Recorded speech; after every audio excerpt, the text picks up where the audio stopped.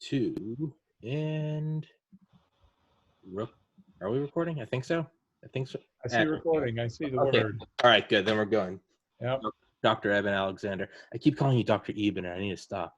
Author of Proof of Heaven, which I first read in 2013, and then read again, listened on Audible this past weekend. And as I would like to consider myself an Audible aficionado, that was one of the best author readings I've had. That was silky and smooth. It was perfect. You have a great voice for it. Thank you so much. It's interesting.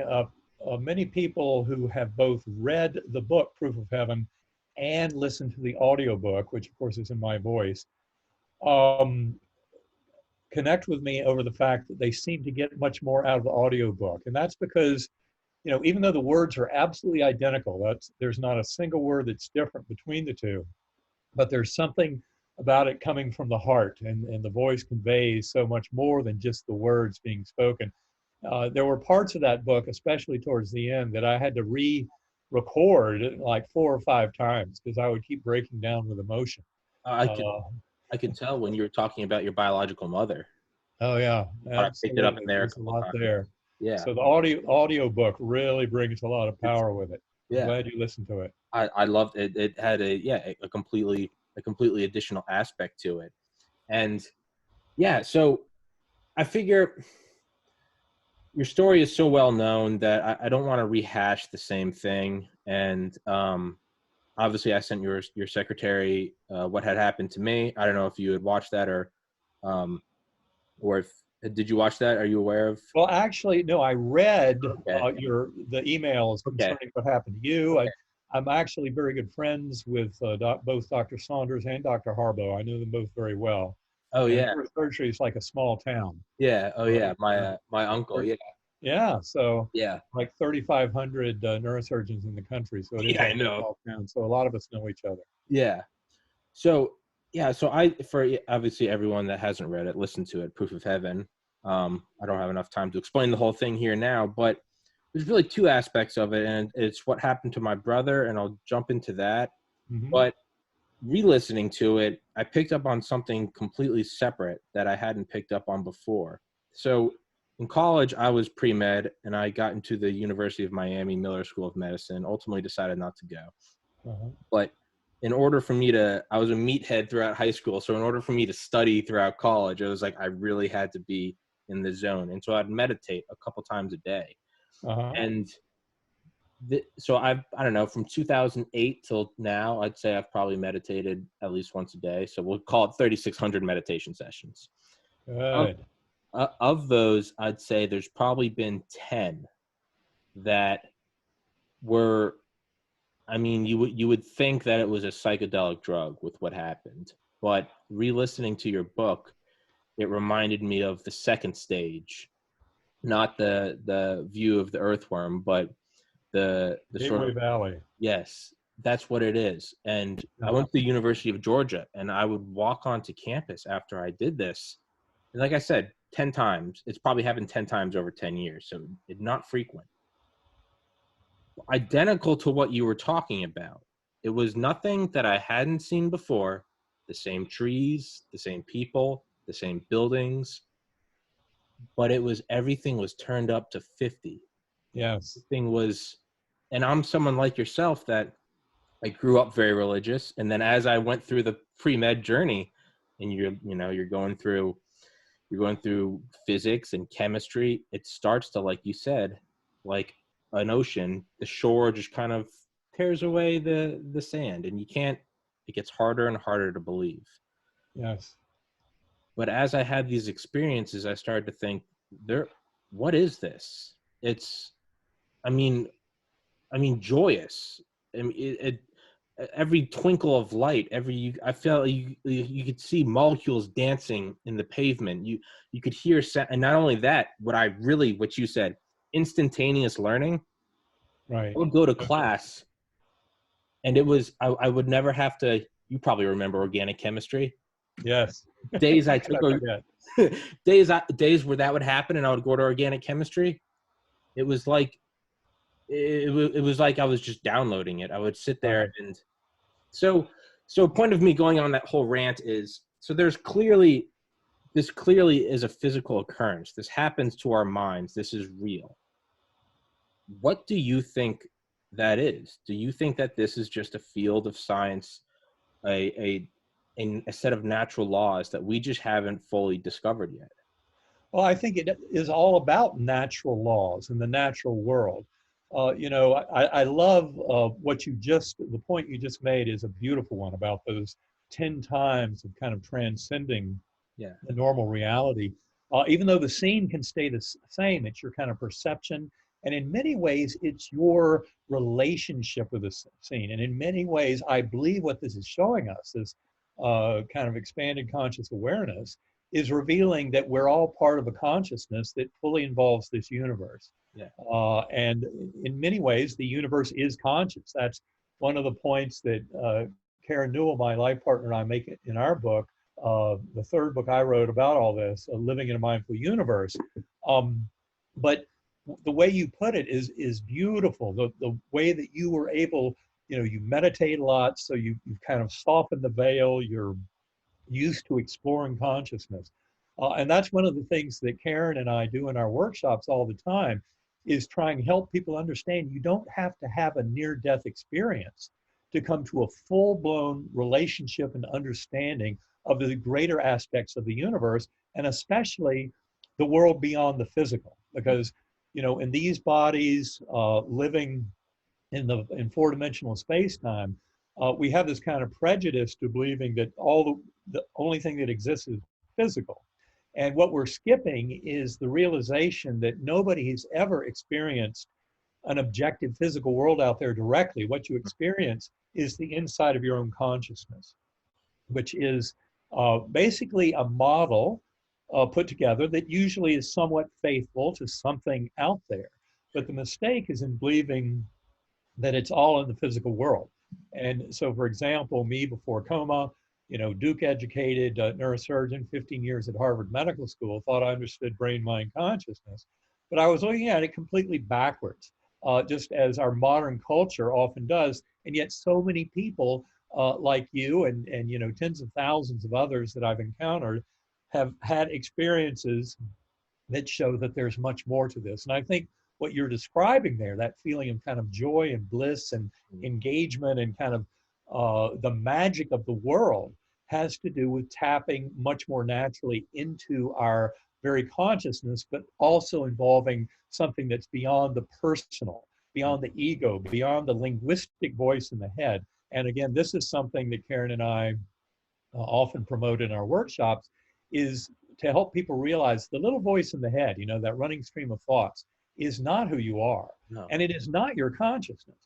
In fact, it's a cheap little parlor trick accomplished by about 4 grams of tissue in Wernicke's area in the temporal lobe in the dominant hemisphere. And the beautiful example of that, my first kind of education about the reality of that after my coma experience was reading Jill Bolte Taylor's book, My Stroke of Insight. Mm-hmm. She also gives an excellent TED Talk that I can highly recommend. But the point that she made in that book that caught my fancy so tremendously was that as this vascular malformation right there in Wernicke's area, right there in the linguistic center where we put together our ideas of objects, relationships, causal factors, our linguistic brain, it was destroyed by this hemorrhage. And as it was being destroyed, her sense of boundaries of self, she was at home alone at the time, it was in the morning, and her sense of self expanded beyond her skin to include the chair, the desk, the trees outside the window, the clouds in the sky, with this incredible sense of oneness, that all of it was actually part of self. An extraordinary liberation just by taking language out of the way. And I look at our language as more of a prison. Yeah. Our rational, logical, linguistic brain is not necessarily going to lead us to these deep truths. But what you pointed out minutes ago, that those 10 episodes you've had and associated with meditation, and it's really fascinating how, as we explore consciousness and put that little voice of the ego and the rational, logical mind, put that into time out for a while, and realize the magic of consciousness is the awareness of existence. And that is a part that I submit actually expands tremendously when we die. That's what near-death experiences are describing. Yeah. It's a world far more real than this one. Just And most peeking people in. think, no, it's dreamlike, it's murky. Oh, No, it's the opposite. This is the dream. yes. That Thank is you. the reality. Thank you. You said that in your book, and you started it perfectly. And I remember I always butcher the name, the earthworm's eye view, point of the, yeah. You said it wasn't foggy, it was just less. To me, that was like, it was just, yes, and then on the flip side, the other ones, you're not manic, you're not elated. Mind you, I'm someone in college that I drank probably once a year. So there was no like, I was high on, no, I was a teetotaler. Right. The flip side is it's not high, it's not manic, it's not euphoric and delusional. It's just normal consciousness. I saw an explanation once, and it was, imagine your consciousness is a tennis ball. All this is now it's a beach ball, right? It's going from a 720p video to a 4K video. I like that. Same That's thing. a very good description. Metaphor. Yeah. And so I'm tickled that you enjoyed my 10 experiences. And so you talked about how your son said, in order for you to properly convey your story and for it to have an impact on the medical community, you need to write it down before you read anyone else's. So whereas I had 10 of those experiences, I had three experiences that I would relate to your experience of the Corps. And these didn't happen walking around. You can't be walking around with this hat. That is so foreign to our four-dimensional space-time. It is gone. And these would happen in my room, and these would happen, I would sink into it for an hour or two. This happened 3 times, and I've desperately been trying to get back. But so I actually wrote, and the 3rd time it happened, I wrote down what happened immediately after. And this was about 2 months before your book came out. So kind of like your son telling you to write it down. I wrote this down before I'd ever read anyone else. And mind you, it was still a very prominent, God isn't real. It's all matter. It's all energy. Science. So I'm going to read it to you. It's going to take me 2-3 minutes to read. It's going to be awkward as I just sit here and read it to you. But I pulled it up because I kept a journal in college. I pulled it up this morning and I was debating whether or not I was going to read it to you, but I think I have to now. So excuse the awkwardness as I sit here and read to you for a minute or so. So this is the description of the 3rd time it happened. This was in about August, September 2012. Been 8 years. But this is from right after. Here we go. Time skips. Hours vanish in a second. I find myself in my room. Everyone else asleep. The universe taking me to its core. Obviously, this was enjoyable. But this time, I was truly stunned as to why I am conscious. So there I was. Who knows? Maybe there I still am. Just feeling around me, and then, for whatever reason, I wasn't satisfied. Keep pushing, go further. Let go, just let go. It will all be okay. Just go. Were the thoughts I was hearing through my being. So I let go. I could feel myself wander into uncharted territories, modes of consciousness I hadn't ever experienced before. I sat and I went deeper in wondrous exaltation to the inner deity of truth, sitting like a pool of liquid silk at the centermost cavern of the eternal self. It was like pushing branches out of the way, leaves in your face, dirt at your feet, talking to someone, walking along, and then all of a sudden you push the last branch out of your way and you look down and it's a 10-mile drop. Just that chasm, that feeling of, oh my God, there's nothing there. The moon setting, the shooting stars streaking across the sky. It's like getting pushed out of a plane while you were napping. I jumped into the ocean of consciousness. I was a newborn, yet an elder, a plane of reality around me indescribable to, well, me. I was there in a state of utter bliss and tranquility, induced by no more than my own thought process. I turned my head, but my body didn't move. It just felt like I was a single point of being. I didn't have to think about closing my eyes. They just stayed closed. It was like I told my secretary, keep my eyes closed because I'm going to go into the conference room. But then something very strange happened. An absolute state of utter bliss, understanding of all emotion. I began to see time as an illusion. I stood outside of it. I am here, but I am also in my mom's van on the way to kindergarten, as well as sitting with my fiance on Christmas Eve. I am nervously walking into my first college party, while also great hair and contemplatively watching yet another good friend or family member be lowered back into Mother Earth. I'm a caveman 10,000 years ago with crude tools, lightning flicking through my senses at the slightest breaking of a twig. I am a passenger on a generation ship apathetically droning towards the Andromeda Galaxy. I am in the future. I am a gorilla 10 million years ago, lying on a jungle floor, staring at the sky, trying to wonder what it is. I merged with the one. I became all that is, and it became me. Time and space collapsed into an abstract memory. I was smaller than a quark, but larger than a 93 billion light year across the universe.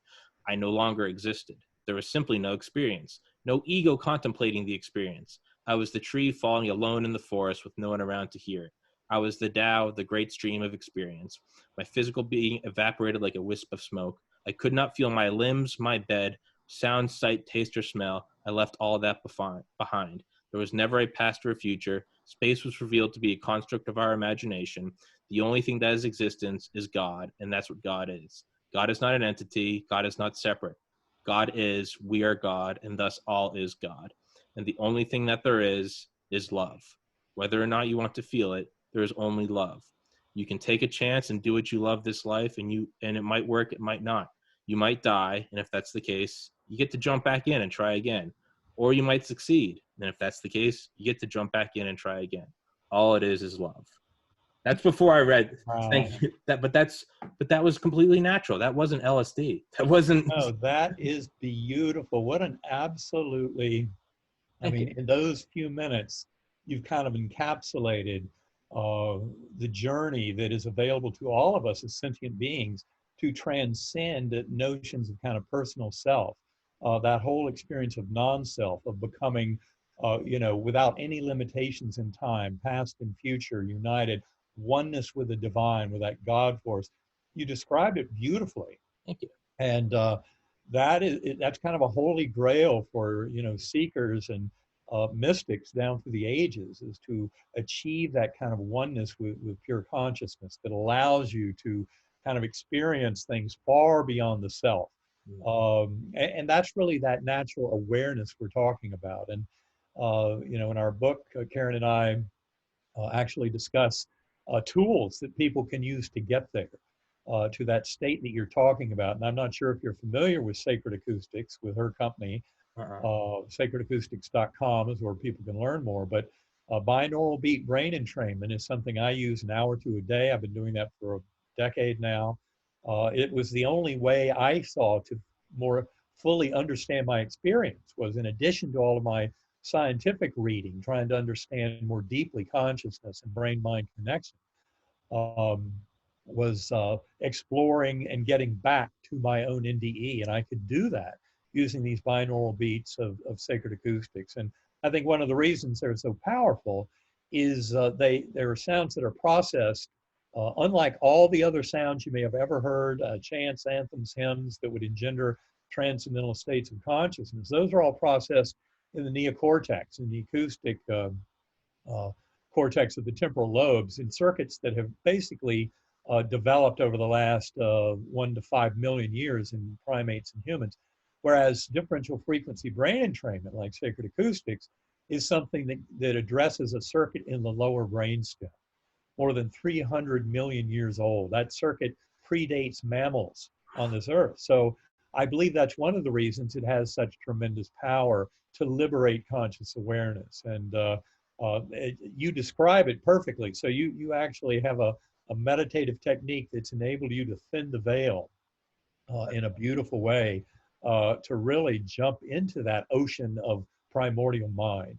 And of course, it's all revealed to us as the binding force of love. Yeah. And the infinitely healing power of unconditional love. And you describe and sense every bit of that beautifully. I love it. Thank you. That's what it is. And you said it in your book, and that's the other thing is there's nothing you can ever do that is wrong. You have never, that is what it is it's one thing to be told, hey, I love you, you're awesome. It's another thing, as the comedian Duncan Trussell said, true healing is realizing you were never sick. Right. That's a very, all is well is the way we like to put it. Yes. It's just, yeah, that's what it is. All is well. That's what you said, but that's what it is, I still, as a human, as a flawed human, I still freak out on a daily basis. I mean, You know, right now I'm above my parents' garage. I'm 30. I'm trying to build a podcast, and all my friends that I got into med school with, they're now successful physicians and married. And I'm like, oh, what am I doing? But I always go back to those just couple of times that I felt like I dipped into infinity. Like, Absolutely. Well, it's so critical to follow your heart, and that's exactly what you're doing. And that is what allows one to truly kind of come to this world and blossom as the soul they were meant to be. So I'm so glad you were doing that. It's absolutely what I had to do after my coma. You know, as much as I love neurosurgery and love taking care of patients, I came to realize that this mission of sharing this story and working with other scientists around the world on the mind-brain connection and the nature of consciousness, the very nature of reality, was what I was driven for. That's why I had the coma experience. You yes. know, looking back on it, it all makes perfect sense. And I'm very grateful for it. I'm grateful for the meningoencephalitis that almost killed me, Yeah. because bundled with that kind of a challenge and hardship often comes the greatest gift of life, and that is kind of growing into our soul's true mission. Yeah. And I just love the way you describe it, because for me, it's a similar process of coming into this notion of you leave the ego far behind. The strong ego really doesn't survive in this environment, because it's all about the higher good, the win-win situation, the all is well. And I think going back to something you said a few minutes ago, people misinterpret that when you say you can do no wrong.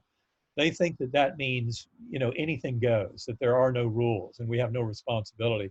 Whereas in fact, just the opposite is true. Hmm. What this kind of deeper realization brings to us, especially bathing in that ocean of love and seeing how powerful unconditional love is to heal, we realize that ultimately our soul growth is most enhanced, and our kind of synthesis and reunification with that God force is best when we demonstrate unconditional love for self and for others, and kindness, compassion, acceptance, mercy, forgiveness, gratitude. These are all the kind of qualities that are part of that soul living its heartfelt mission of who it came here to be. Hmm. So even though we use the words "you can do no wrong," because we realize this is all about learning and teaching these lessons of growth, there's no question from the point of view of the NDE community, and that's a community that's been building for at least 2,400 years with human experience. It's all about that love. I mean, that's why people come back from NDEs and have no fear of death. They realize it's a transition. It's Yeah. not an end. It is, the end of a physical body, but that's not who we are. Yeah. And that's where this revolution and awakening in consciousness is so important for this world, because the false sense of separation that is inherent in materialist scientific thought and physicalist thought, about just the physical world exists, that can be very, very misleading. And in fact, I would say most of the world's current ills result from misinterpretation of Darwinian evolution and the process of evolution itself. This is much more about evolution in the grand sense, as Teilhard de Chardin pointed out in his book, The Phenomenon of Man in the mid-20th century, that all of consciousness is evolving. Hmm. And we as sentient beings are participating in that evolution. But it's an absolutely kind of beautiful awakening that will leave the false and petty conflicts, warfare, violence, economic polarization, addiction to fossil fuel, and that greed that is now threatening 1 million species on this planet with Hmm. extinction due to the greed of Homo sapiens, which means wise. I would say we're not being very wise. But this is really about that big awakening. And all of us are participants in that awakening. And that's where I think this whole revolution in understanding of consciousness and realizing the power of our will as individuals and as a species and as life on this planet and as a member of sentience throughout the cosmos is all leading to tremendous potential for harmony, prosperity, and basically for the well-being of all beings on this planet. But it involves this incredible awakening to that kind of unification and synthesis of consciousness. Yes, sir. It's yeah, it's not that you can do no wrong. Like, there is obviously subjective wrong. If I kill someone you love, that is, it doesn't matter if you went to the afterlife and saw God. It's, you're still in your home with a dead loved one. That is pain. That pain is real. You can't, but it's, I love how you put it, and it's that evil is necessary because it's how we learn from it. Overall, though, it's completely outweighed. Yeah, It's and when you look at it that way, again, it's very easy to say that, you know, we live in nice homes in America in 2020. It's very easy to look at evil and say it's necessary for growth when we're not in Namibia with a warlord, killing your cousins. It's not to detract from that, but rather on the grand scheme, it's what is a vaccine? You get a little hit of the evil so you can build up a defense around it, and you grow. right, exactly. Have to have that evil. And the way you described it is, the imagery I got in my mind was, it was like a sunset. You said it's just one grain of sand and a whole beach of love. To me, it was like, it's darkness.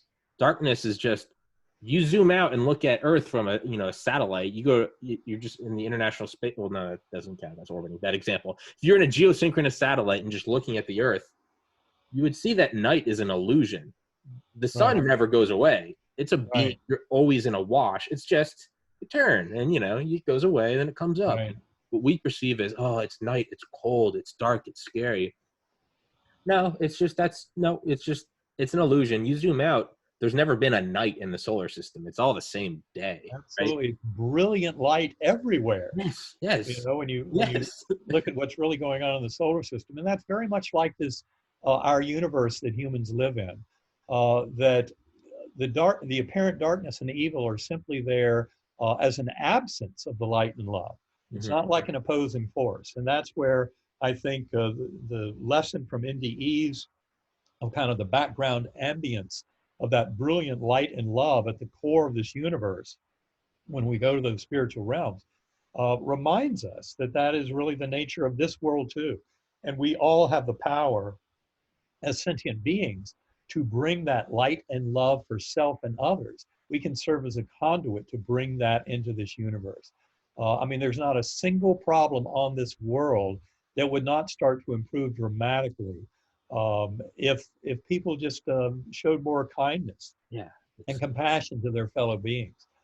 We would instantly transform all of humanity and the human experience to a far more positive and harmonious ability. If we got away from this focus on kind of self versus other and thinking instead that we're all in this together. I mean, that's what the life review in near-death experiences brings to light very powerfully.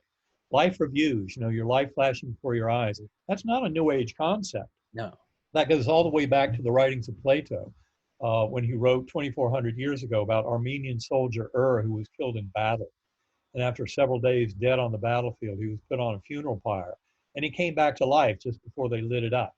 And his story was very simple. When you die, your life flashes before your eyes, all the residual lessons to be taught and learned emerge.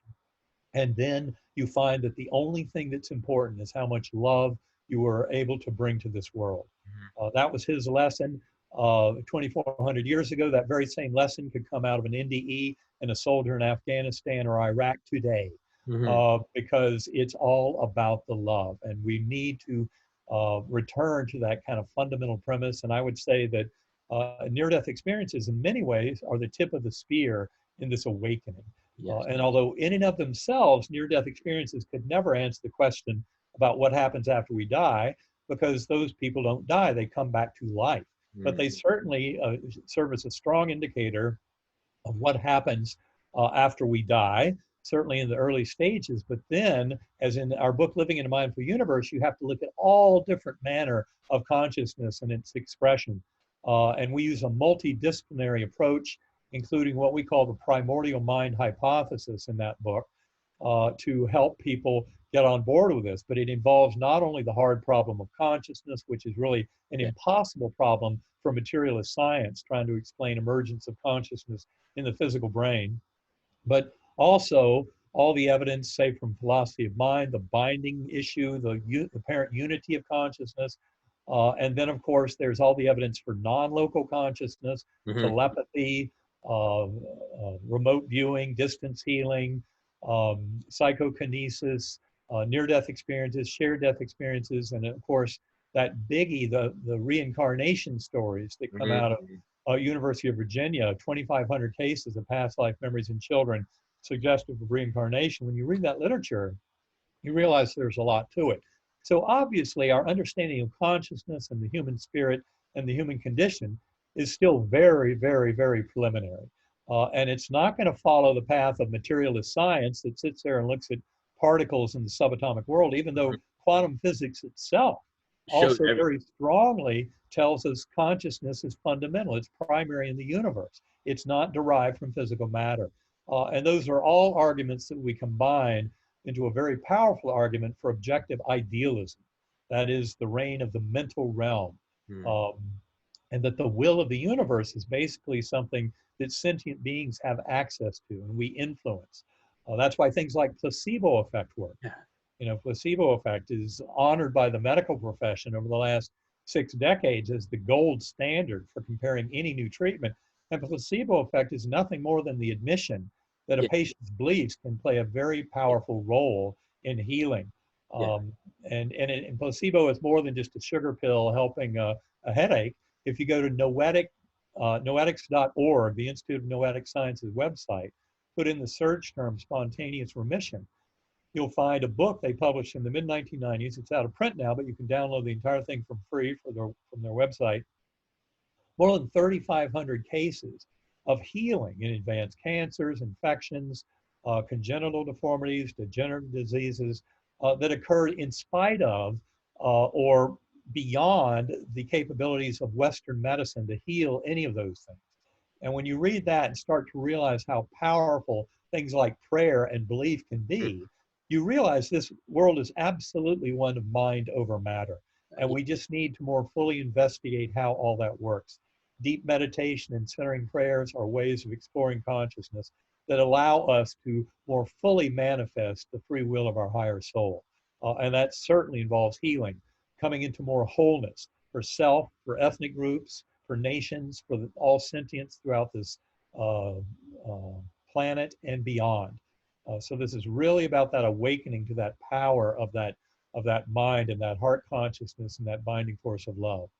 It's yeah, it's and it, but the worst part is like you almost can't even begin to entertain it until it's happened to you through meditation or through an E. coli infection. It's almost hopeless, right? It's almost like Well, I would say to meditate is a defined and proven pathway sure, for sure. any sentient being to come into touch with that.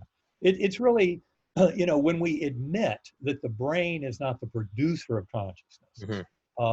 that it is merely a filter, it allows primordial consciousness to manifest, then we start to realize how powerful it is to explore. Yeah, Going within is actually going out into the universe. And that's why meditation and centering prayer can be so helpful in this understanding.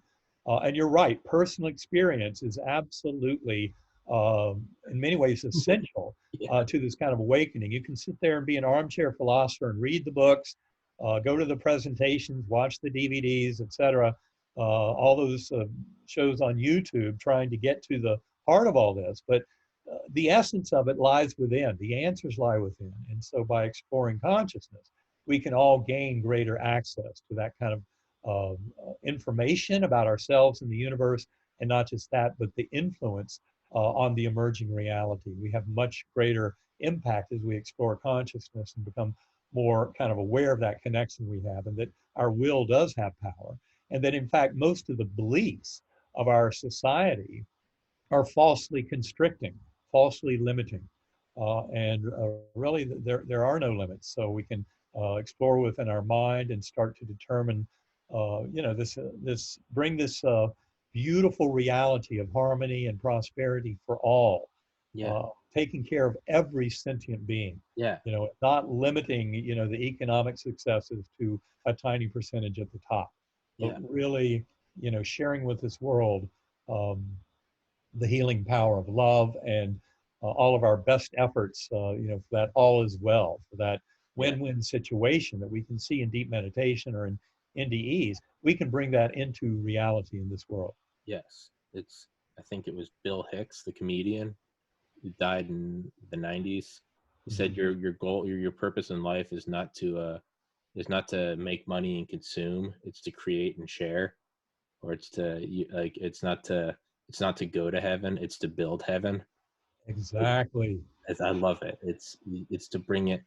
And I wanted to mention this. So a guy I've had on here several times is Dale Comstock, who's a former Delta Force operator. I believe is the youngest Delta Force operator ever. And this is, Uh-huh. if anyone knows anything about Delta Force, these are the modern day Spartans. These are the presidential assassins. They are the tip of the spear. Right. He is perhaps one of the most spiritual people I've ever met. And what I love about it is it's the antithesis of the long hair, the yogi, the Tibetan monk.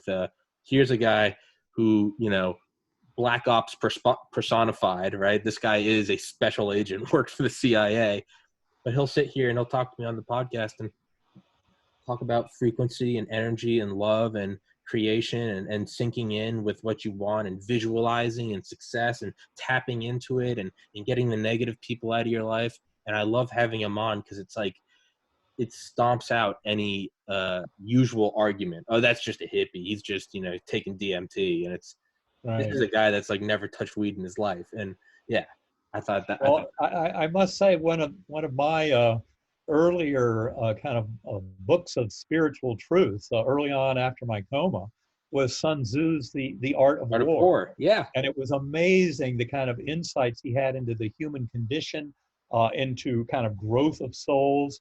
And of course, I view warfare and violent conflict as a kind of a sign of the trouble of our materialist conventional worldview, as opposed to a more quantum informed, unified consciousness, one mind view.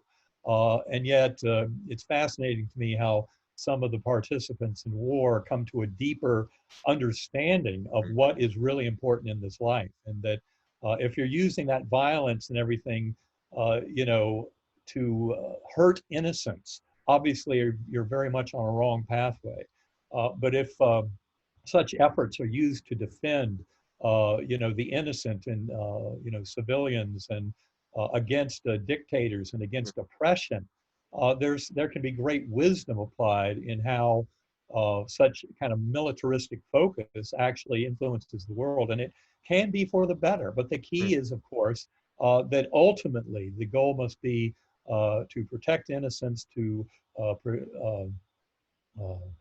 help promote peace and love and harmony. And unfortunately, even though we're kind of agreed that the badness, the darkness and evil in this world in many ways is kind of illusory and it's just the absence of light and love, the reality is it's there. It still serves as a great directive that in many ways, people who have this love in their heart and this realization of the peace and harmony that is possible for our world, there are also necessary steps that sometimes have to be taken to help bring those things into reality, especially when you have some of the bad actors in a kind of militaristic situation. Yeah, it is. It's yeah, like we said, it's not to diminish it. It's real, but Mhm. it's interesting how the lessons seem to exist not just in a coma or a meditation, but can also exist on a battlefield or in a fighter jet. Right. So Well, it's really about, bringing that lesson of the meditation to this world. yes, We can meditate, we can go within, we can get tremendous insight. But at the end of the day, this is where we get the spiritual work done. We yes, don't get it done in those realms. yeah, And likewise, when you read the reincarnation literature and realize our souls come back again and again in this process of progression towards oneness with the divine, it's all towards kind of a perfection by learning, from that. From these experiences and from that apparent darkness and evil that helps to drive a dynamic towards the good, towards love and compassion Yeah. and kindness. But ultimately, that spiritual growth occurs right here in this world with our souls, higher souls kind of temporarily dumbed down, Yeah. to having skin in the game with the Yeah. emotional buy-in to Yeah. leading these lives. But we really, that's the important step. We don't just, the progress is not made in those other realms as much as life reviews in the other realm help to refocus, help to trim the edges around a lifetime, and to refine the lessons, the teaching, and the learning to plan the next incarnation. But this is really where we get the work done. So bringing that heaven to earth is essentially what I believe we're all involved in. Yeah. A physician friend of mine, he and I used to have these talks in college late into the night, and just trying to explore different kind of abstract theories. I remember we both asked the same professor about the hard question of consciousness. The easy question. The easy question is, how do you get to the moon? The hard thing is you put all the money and do it, but it can be done. Right. Consciousness, it's okay. We can dissect it. We can get slivers and slivers and fMRIs and all different, and luminescent proteins, but it comes down to how does this sack of protoplasmic fat and protein turn into this, right? And of It course, that is the hard problem, consciousness. And in fact, the can't be the explained. answer to it is it's not all just in the physical. No. That in fact, this entire universe most prominently is influenced by the mental layer, Mm. and that's what we have access to. And that's a very important lesson that's emerging from all this modern neuroscience of consciousness. But we have to look beyond the brain, because the brain does not hold all the answers. The brain is like the display on the computer. So Yeah. yeah, it's important. What appears on the display of the computer does relate to what's going on in the display itself, but the ultimate origin of what shows up on your screen is at much deeper levels. And Yeah. those are the levels that are outside of the physical, the CPU and that kind of thing. In this analogy, would be beyond the physical realm.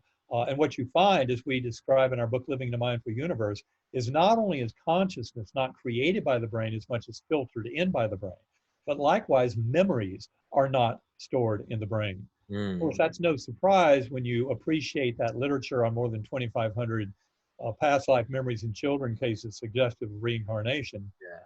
because there's no kind of physical brain to preserve memories between those lifetimes. But we're really talking about how the brain is able to access memory in this kind of quantum hologram of infinite possibilities in an information field that is the substrate for all of emergent reality in the universe. And that's kind of the model in science, in neuroscience of consciousness, philosophy of mind, quantum physics, that's really kind of taking to the fore, this primordial mind hypothesis that we explore more fully in Living in a Mindful Universe. Well, I need to grab that and listen to it. I've only got you for 3 more minutes. I could talk to you for 3 hours, so I gotta condense it quickly. Yeah, I was gonna say, isn't that's the Akashic record idea? Is that all knowledge? Exactly, that of all potential, and really the only thing we've ever known is the inside of our own consciousness. Yeah. So this is just starting to explore that and realize, quantum physics tells us quite clearly there's no objective physical world out there independent of the observing mind. And this is where objective idealism is such a powerful model for understanding it all. And that's really where science is headed. Yeah, it's I think it was Aldous Huxley in The Doors of Perception who talked about the mind at large, and Yeah. he said that we are all radio transceivers, and like you can destroy the radio, you can take it apart and you can look at everything, but the reality is there's a radio tower over the horizon that you can't Right. see that's playing jazz music. You're not going to find the jazz music in the radio. You can miss it. The radio can have a personality like you or I. It can have some scuff marks. It's a color. It's got a flavor, just like a person, and you miss them when they die. But I mean, that's not the music. That's the Right. trend. They are not gone. When the physical body dies, it's not the end of us. Nope. And that's a very important thing for people to get. It's yeah. And again, once you feel that, all is well. Yes. I've had friends ask me, they're like, how are you not freaking out all the time? And I was like, I am, man. Again, older brother, younger brother, both successful. Younger one just got engaged. Congratulations, Patrick.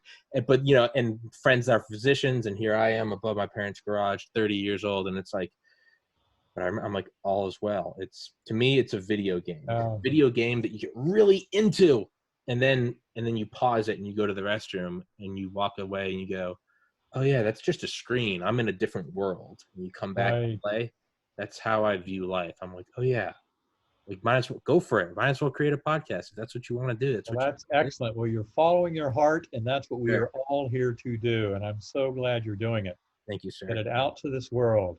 Yes, sir. And well, I'm at 45 minutes, so I gotta let you go. I wanted to read a quote from Terrence McKenna. It's Uh-huh. not it's a 30-second quote, but I thought it was interesting about how these things happen to myself, who I was so militantly atheistic. Yourself, Dale Comstock, Delta Force guy. Right. Here's the Terrence McKenna quote: Christ appeared several times in the upper room after the crucifixion to the apostles. The first time he appeared, the apostle Thomas was not there. So then Thomas came after the visitation, and they said, the master is here. He was with us. And Thomas said, bullshit. No, they didn't. And they said, yes, he was here. So Thomas said, unless I put my hand into the wound, I will not believe it. So time passed, and Christ came again to the upper room, and Thomas was there among the other apostles. Christ said, Thomas, come forward, put your hand into the wound. And he did. Now, the conclusion that I draw from this story is, alone of all human beings in human history, Thomas the doubter touched the incorporeal resurrected body of Christ. Only the doubter was allowed that privilege, for everybody else, the show. I thought that was beautiful. Beautiful. Yes, Yes, sir. absolutely. Well, Well, Dr. Alexander, thank you so much for doing this.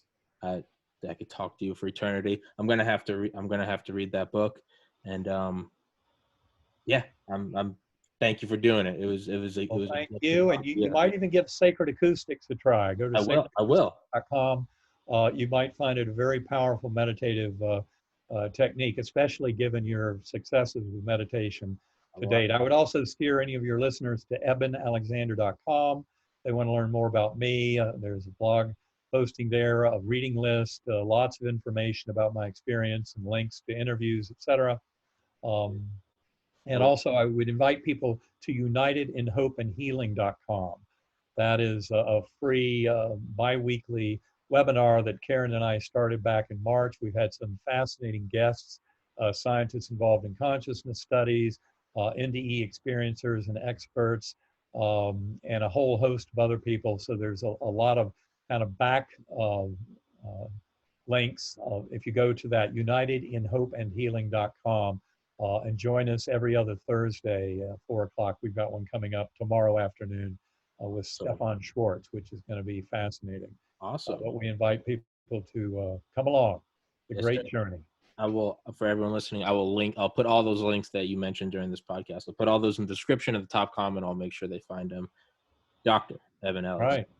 Thank you so much, sir. God bless. And thank you for sharing your story. Thank you for your son for telling you to write it down. So yes, I know that was the best advice I've ever gotten. I'm very grateful to Eben the Fourth. What a genius! Shout out Eben the Fourth. It's yes. It's all right. Well, thank you so much, Tommy. We'll talk to you soon. Sir. Yes, sir. Thank you so much. God bless you. Have a great day. You too. Bye bye. Bye bye.